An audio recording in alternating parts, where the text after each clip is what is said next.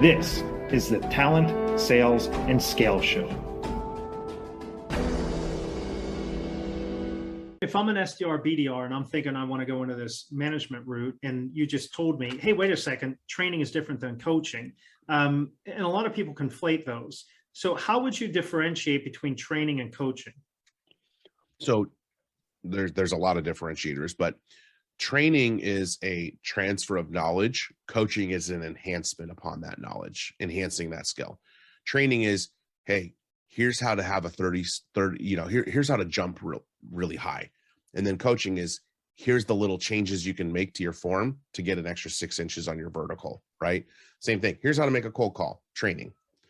Group setting, pretty one-sided. I'm presenting most of the information. People are asking questions at the end, possibly. Group setting, structured. Here's how it goes. Coaching is, let's listen to your cold call. It's one-on-one. It's a little less formal. It's more tailored to what specifically you're working through.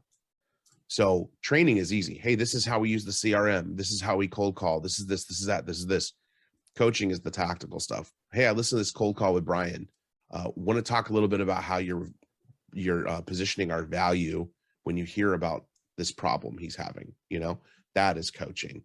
And so SDRs don't get a big chance to do that unless they're in group role plays and they're working one another. That's why I have the team. I actually have the team meet an hour a week on their own to cold call and rebuttal with themselves, because I want them to give each other feedback, because that helps them stretch that muscle a little bit and be okay giving feedback. And them doing that, that's giving them practice to step up in this or be a better AE as well.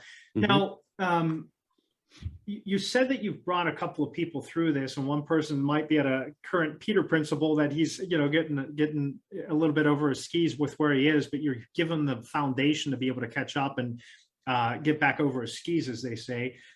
What would you say are the most fundamental do these things if you want to go from that SDR, BDR role into that management track? Well, I think we touched on it a little bit, but it's eliminate as many non-negotiables as possible, right? Don't, if you want to take it seriously, be the person that's not being asked twice to do stuff. Make sure that everything that's within your control is a box check, right? So that you can go to your manager and say, look, I know all the processes inside and out. I know all the product information I need to know for this role. I know all the stuff about how we do cold outreach. I even build lists when sales ops isn't giving me stuff to call and I got to go find my own food. I've also brought this process to the table. Jolene, one of our SDRs, is getting promoted to AE.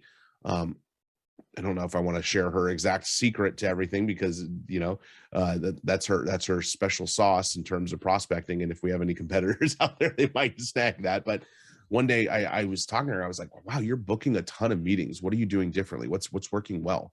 And she's going, well, this is something I'm doing with Sales Nav that's really helping me. And she showed me this thing that she was doing that nobody else was. And I went, wow, that's innovative, right? Hey, one of the reasons she's getting promoted to AE on June 1st, because she's thinking outside the box. When our leads are not where they need to be, she's going, well, I'm still going to hit my quota, so I'm going to find a way to make that happen. So she's using innovative strategies to do that. And more often than not, people think, oh, I can't be that creative. No, get creative. Try different things. Don't put all your eggs in that new basket, right? But diversify a little bit. Hey, 5% of the time, I'm going to do this a little bit to see what happens. And then, wow, I'm only spending 5% of my time on this thing, and I already booked 2 opportunities from that this week. I'm going to try doing 10% of my time on that, to a point where you can get it to part of your, I say spread evenly among 5 prospecting buckets. So eventually you can get it there, and then you can share it with the team, and then it's documented, and you're the person who brought this. We have Emily, one of our SDRs. We were experiencing some meeting friction because people would respond, yeah, I'd love to learn more about Pavilion for Teams. And we go, great. How does, I have a couple times available. How does Wednesday at 10 or Friday at 9:30 look? And then boom, nothing in return. We were getting ghosted. And so what she was doing in her outreach was she would change her sales sequences at the end to go, if you're interested in learning more, send me over your calendar link and I'll book a time for us to chat, or you can click my link below. Yep. And so if they clicked her link below, then she would just add the AE onto her calendar meeting, the next AE in the round robin, but 9 times out of 10, they would just say, Emily, sounds great. Here's my link, book a time. Yep. So now she just booked the meeting directly and then add an AE on the calendar invite. So she was eliminating that middle part. She was eliminating that friction. And I was like, this is great. Rolled it out in front of the whole team. Meeting conversion rates went up 4% that month.